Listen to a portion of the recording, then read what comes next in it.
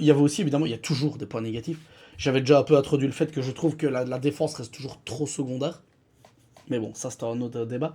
Et il y a aussi quelque chose, je suis pas le seul à penser ça, parce que j'ai vu certains pundits, qu'ils soient américains ou même des articles ici en Europe, sur le problème que rencontre la Ligue, c'est-à-dire on a énormément de bonnes équipes au top, et puis ensuite il y a vraiment, il y a un no man's land, je veux dire. On n'a pas vraiment de... On n'a pas de classe moyenne en NBA, je veux dire ça comme ça. On a vraiment les tops qui sont incroyables à suivre, et puis on a le bas qui n'a vraiment aucun sens. Je veux dire, ils sont impertinents très rapidement, trop rapidement dans la saison. J'ai l'impression qu'il y a des équipes qui ont tanké avant la moitié de la saison, et ça c'est quelque chose qui personnellement ne me plaît pas du tout.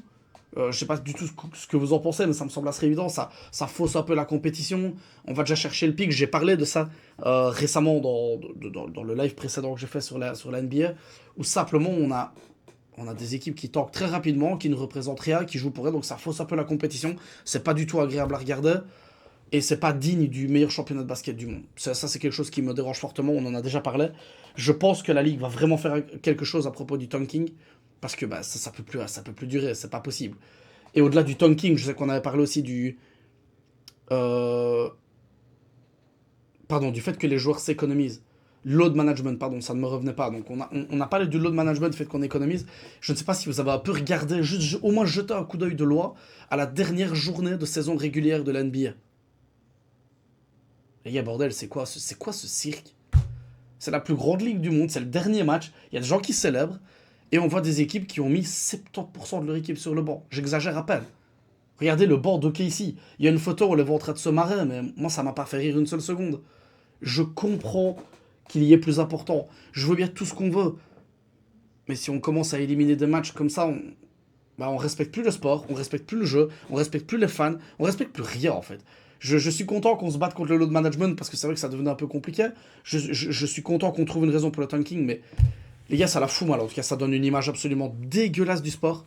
Je suis navré, hein, je suis obligé de vous le dire. Ça donne. Moi, quand j'ai vu ça, je les voyais en plus rire sur le banc. Je me suis dit, mais est-ce qu'ils se rendent compte du look absolument horrible que ça donne à l'association et à la ligue? Vraiment, c'est une catastrophe. C'est une célébration la fin de la saison régulière. Alors je dis pas qu'ils doivent jouer 38 minutes à 150%. Hein. Attention les gars ici, hein, je suis pas en train de dire oh là là, vous devriez, on s'entraîne comme on joue, etc. Ouais, non, non, non, non, non. Je vous dis juste, c'est le dernier match. C'est la clôture de la saison. C'est le dernier match de saison régulière. Il y a des gens qui sont déplacés pour vous, et des gens qui vont vous regarder. Et au final, on se retrouve avec des matchs où, ben, en vrai, mais on s'en cogne. Il y a quasiment plus rien qui se joue. Je suis bien d'accord avec ça. Mais j'ai entendu un exemple, pour vous donner un exemple concret. J'ai entendu un exemple, je pense que c'était en 92, 93, 93, 94. Les Bulls allaient en déplacement aux Knicks. Les Knicks de Pat Ewing. Faudra me corriger si je dis une bêtise, mais je pense pas. Ils se sont déplacés pour le dernier match. Les Knicks avaient bloqué la first seed, donc la première place. Et les Bulls ne pouvaient pas monter à la première. Donc ils étaient sûrs d'être deuxième, les Bulls. Et les Knicks étaient sûrs d'être premiers. Eh ben les gars, je suis au regret de vous annoncer que Pat Ewing a joué. Michael Jordan a joué. Parce que c'était, je sais pas, ça semblait normal. On est en bonne santé. Pardon, on joue. Et là, je me retrouve avec des équipes où il y a le 5 majeur sur le banc. Alors c'est clair que ça fait des opportunités pour les autres joueurs, mais on n'est pas dans. Depuis quand la NBA est dans le business de donner des opportunités? Non, je suis navré, c'est pas ça. Il y a un blowout, on fait rentrer les joueurs, et dans un sens où on se fait blowout, on veut pas prendre de risques, je comprends. On blowout l'équipe en face, on veut pas prendre de risques, je comprends, mais on assoit comme ça quasi toute l'équipe. En tout cas, moi j'ai vraiment pas aimé voir ça. Moi je vous dis, j'aime la compétition quand même, j'aime le fait de. Et puis j'aime le fait de respecter le jeu. J'aime. Je le dis souvent, je sais que ça fait le mec qui veut parler anglais pour rien, mais I love this game. J'aime je m'en fous des autres applications à un moment. Il y a le côté puriste aussi, il y a le côté important. Le match est là, il doit être joué. Qu'est-ce qu'on fout? Qu'est-ce qu'on fout à rester là, à taper toute l'équipe sur le banc et à se regarder en rigolant limite? Non, c'est nul ça. Enfin, c'était une petite parenthèse, mais c'est clair que ça m'a pas fait plaisir. Je vous dis là, il y a vraiment une scission entre le haut et le bas. Il n'y a pas de classe moyenne, je trouve ça très dommage. Moi j'aurais bien voulu quand même une vraie lutte pour les play-in. Vous voyez des équipes qui se la donnent vraiment pour soit ne pas participer au play-in, soit vraiment avoir la meilleure place possible des play-in, c'est-à-dire la septième place. Pas juste, ouais, on sait déjà. Regardez un peu les classements, je vous dis, regardez un peu les classements ici. Regardez à l'est, ok. Ouais, sélectionne-moi tout, toi. Enfin bref, vous voyez ce que je veux dire. Le 10, c'est ce qui joue le play-in, d'accord? Entre 7 et 10, c'est ce qui joue le play-in. On va aborder ça juste plus tard, donc vous tracassez pas si vous avez le moindre doute. Mais il y a 11 matchs. 11 victoires de différence entre le 10 et le 11. C'est-à-dire qu'entre 11 et 15, c'est impertinent, ça sert à rien. Ça sert strictement à rien. Alors on a un peu un ventre mou entre, je vais dire entre 7 et... Au final, c'était assez serré, mais c'est vraiment le top. Mais je veux dire, est-ce que c'est logique qu'il y ait 5 équipes qui servent à rien? Et je veux dire, il n'y a pas eu de pression là. On ne s'est pas demandé qui allait où. Alors évidemment, ça va se disputer entre la 7 et la 10e. Peut-être que ça a un peu d'impact, mais c'est globalement les 4 équipes qu'on va retrouver, les 4 équipes pardon, qu'on va retrouver dans les play-in. Donc évidemment, c'est mieux d'être 7e que d'être 10e. On s'entend ici. Mais c'est pas non plus, c'est pas le truc le plus c'est pas le truc le plus trépidant pour moi. J'aurais préféré justement que le 13e puisse encore se qualifier. Vous voyez, qu'on ait un peu un doute, qu'on soit un peu sur le coin de la chaise en train de se dire mais qu'est-ce qu'on va bien pouvoir faire. Et à l'ouest, je veux dire, est-ce que la conclusion est différente? Ça par contre c'est pas voulu, j'avais même pas regardé avant, c'est assez marrant. 11 matchs. 11 matchs. 11, 12, 13, 14, 15. Ça sert à rien. En vrai, le 11e il gagne 32, il gagne 26. Voilà, ça sert à rien.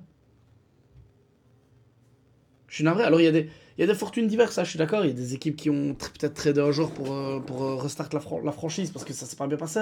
Il y a eu des blessures, mais il y a un fossé, je veux dire. On a vraiment le top.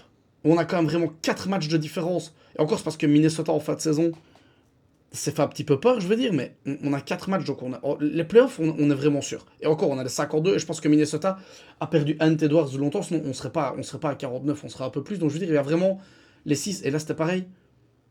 Non, ici on a quand même 5 et 6 qui auraient pu sauter. Donc au moins à l'ouest, on aurait pu avoir un doute là. Entre la 5e et la 10e place, il y a 3 matchs. Donc là, c'est déjà un petit peu plus intéressant, ça amène un peu plus quelque chose. Même si au final, je pense que je suis sincère ici, hein. C'est pas, j'en ai vraiment, c'est pas quelque chose qui me plaît pour vous, à vous dire, mais je pense qu'aucune des 4 équipes ici n'a quoi que ce soit à faire valoir. J'ai eu un peu peur des Sixers pendant un moment avec le retour de Joel Embiid, mais je pense qu'il va être de nouveau sur le côté. Donc, qu'est-ce qu'on va faire? J'ai un peu de mal à savoir ça. En gros, c'était pour exemplifier le fait que j'ai un peu de mal avec cette ligue où il y a vraiment un top, on identifie très rapidement le top. Il n'y a pas vraiment de ventre mou, même si à l'Est me donne un peu tort, on va pas se mentir, parce que entre la 5e et la 10e, très peu de matchs, c'est vrai que ça va encore, mais encore une fois, le fait que de 11 à 15, ça ne serve à rien. Mais vraiment à rien, je veux dire.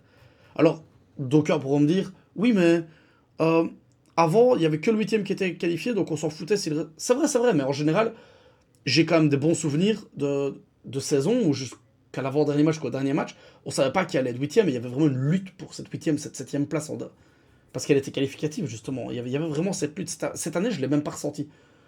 J'ai même pas ressenti vraiment des équipes qui se bougeaient pour être en play. On savait déjà que les 5 dernières équipes servent à rien. Donc, on n'a pas de problème, on va avancer. Parce que je suis navré, quand on gagne aussi peu de matchs, ben, on n'est pas pertinent. Pourtant, c'est des équipes que moi j'ai déjà beaucoup appréciées, des joueurs que j'adore dans toutes ces équipes, mais force est de constater qu'ils n'auront pas d'impact. Et il y a aussi un petit point que je l'ai abordé dans le live précédent aussi, c'est le fameux revers de la médaille lié à la règle des 65 matchs.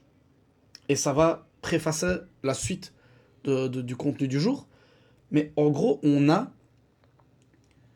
y a une petite liste que les copains de Trash Talk ont fait, elle était assez sympa, donc je voulais vous la partager, mais ça, ce sont les joueurs desquels on se passe pour la règle des 65 matchs. Alors vous me direz, à partir de Steph, on s'en fout un petit peu. Parce que bon, Steph a joué 43 matchs, on se doute qu'il n'est pas éligible, même sans la règle, il ne l'aurait pas été.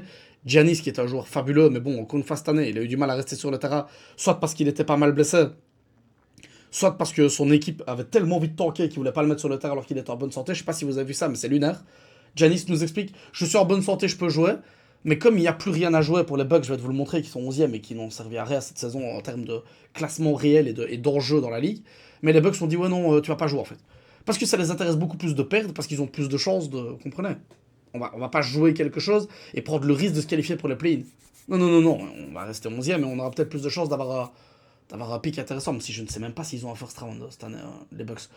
Bref, mais vous voyez les dingueries que ça fait. Et je me demande si cette déclaration des Bucks ne va pas tout simplement acter le départ de Giannis Antetokounmpo des Bucks. Certainement pour lui, je le souhaite. Il y a le côté romantique de vouloir un joueur rester dans sa franchise toute sa carrière. J'aime ça. Je suis un fan de Kobe, les gars, vous le savez, donc oui, j'aime ça. Mais pour le bien de sa carrière et pour le bien de la ligue, ça me dérangerait pas qu'il bouge de cette organisation de loser. Voilà, je vous cache pas que les Bucks. Le fait d'engager Doc Rivers, j'ai pas trop compris. Le timing était un peu spécial. D'ailleurs, il vient d'être démis de ses fonctions. Le bilan était pas très très bon. Et l'équipe, j'adore Giannis, mais ça s'arrête un petit peu là. Sans vouloir manquer de respect à personne, ça s'arrête un peu là. Après lui, il n'y a pas vraiment un joueur où je me dis, oh là là, quel joueur incroyable. Miles Turner, je suis un peu triste pour lui, parce qu'il était incroyable à Indiana, il est parti là-bas, et je pense qu'il va perdre Giannis, donc on va partir en full rebuild, je pense, du côté des Bucks. Enfin bref, Jason Tatum, ça par contre, c'est le gros clin d'œil, les gars. J'aurais pu le mettre dans les points positifs, précédemment. Le fait de le voir revenir si vite, j'ai eu peur pour lui à chaque fois qu'il mettait... Chaque fois qu'il appuyait la cheville sur le parquet, chaque fois que je le voyais appuyer sur les pieds pour prendre la hauteur pour shotter, j'avais une sorte de stress inexplicable à l'intérieur. J'avais l'impression que ça allait pop. Vous voyez, alors que je touche du bois une nouvelle fois, je lui souhaitais pas du tout ça. C'est héroïque ce qu'il a fait là. Je pense que c'est vraiment un geste de team. Il a vu que son équipe était vraiment sérieuse sans lui, donc il s'est dit, oh là là, si je peux revenir un peu plus tôt, me mettre en forme, tourner avec l'équipe, il y a moyen de faire quelque chose. Parce que c'est les seuls que je vois gagner à l'Est. Je tiens à vous le dire tout de suite. Avant même qu'on rentre dans le vif, c'est les seuls qui gagnent à l'Est pour moi. Jalen Williams, qui est pareil, un excellent numéro 2. Joel Embiid, qu'on apprécie tous, mais malheureusement sa santé nous empêche de le considérer sincèrement. Mais il a quoi, toujours très agréable à avoir joué. Donc on a ici, ça c'est ce qui me dérange un peu plus. Devin Booker, LeBron James, Anthony Edwards, Kate Cunningham et Luka Doncic. On va parler de Luka Doncic juste après, mais voilà, ça c'est les 4 joueurs desquels on se prive parce qu'ils n'ont pas joué assez de matchs. Ah, je suis navré, leur stat me choque pas par rapport au match.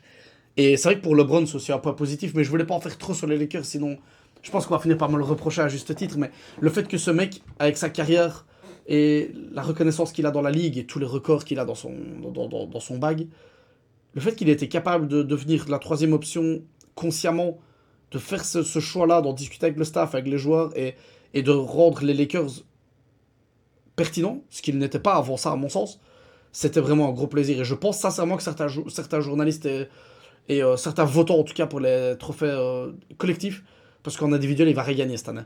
Par contre, il aurait pu avoir une place sur le All-NBA Third Team, je pense. Moi, en tout cas, je l'aurais laissé une place, sans aucun problème. Et le cas Luka Doncic, c'est ce qui est écrit, là. Je ne m'aurais pu être sympa. Il a été blessé contre Oklahoma. Décidément, ils font tout pour que je les supporte plus. Enfin, ils n'avaient pas besoin de ça pour que je les supporte plus. C'est la meilleure équipe de la ligue, mais mon Dieu, que j'ai du mal. J'ai autant du mal à les regarder qu'à les supporter.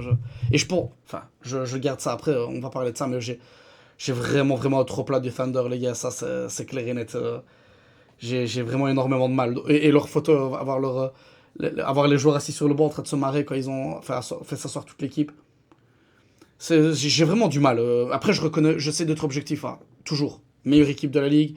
Ils ont un des meilleurs joueurs. Chaque année, ils ont un joueur top 3 avec Shea. Aucun doute. Ils ont, je pense, le roster le plus deep de la ligue. Ils ont peut-être la meilleure production de banc de la ligue. Voilà, c'est magnifique. Ils sont incroyables, mais j'en peux plus d'eux. Mais pour revenir à Luka Doncic, il s'est blessé, donc il s'est arrêté à 64 matchs. Il a fait un appel, donc une réclamation, il a fait appel à la Ligue en disant les gars, moi j'ai raté 2 matchs parce que je suis allé voir mon enfant naître. Est-ce qu'on pourrait peut-être pas considérer ces 2 matchs comme des... Je vous demande même pas de considérer la blessure qui pourrait être considérée comme telle à mon sens, mais il dit je ne vous demande même pas de regarder ma blessure, je vous demande de regarder le fait que j'ai un enfant qui est né et que ça m'a empêché de jouer alors que j'étais fit. Quoi, j'aurais dû ne pas aller voir mon enfant naître pour être sûr d'avoir 65. Enfin, ça devient ridicule. Je pense... Après, je peux me tromper, mais je pense que la Ligue va lui donner raison, je pense que la Ligue va le laisser être éligible. et qu'il pourra au moins être dans la first team, parce que je pense que malheureusement, il ne gagnera rien d'autre. Mais il mérite, après une saison pareille, il aura en tout cas le titre de meilleur marqueur. Je pense que ça ce n'est pas... Je pense pas que ce soit lié aux 65 matchs. Enfin, je suis pas certain, mais en tout cas, regardez les noms, quoi. Je veux dire, Luka Doncic, Kate Cunningham, Anthony Edwards, LeBron James, Devin Booker, et on aurait pu, n'oubliez pas, je pense que Nikola Jokic et Wembanyama sont courts. Ils passent, mais tout juste. Donc on aurait pu en plus. Donc moi, c'est quelque chose. Voilà, c'est le revers de la médaille. C'est très cool pour le load management. J'en ai déjà parlé. Je fais pas. Ça va rapide. C'est cool pour le load management, mais par contre, il faut revoir ça. Il faut faire en sorte que ce soit ok et qu'on puisse ne pas se passer de joueurs pareils dans les distractions sous prétexte qu'ils n'ont pas joué 65 matchs. Ça me semble être absolument ridicule. Je pense que c'est facilement réglable. Donc voilà, ça, ce n'est que mon poids, ce n'est que mon opinion. Encore une fois, on peut couper ça dans tous les sens. Mais ça, c'était les, allez, on va dire les poids plus négatifs. Et je vous ai fait un petit, comment dire, l'inéligibilité de certains des gros joueurs. Et ça me fait mal au cœur. Je dis autant en tant que puriste voir ça. Oh oui, il y a un match de moins, donc ils peuvent pas. Enfin, je suis navré, c'est strictement ridicule.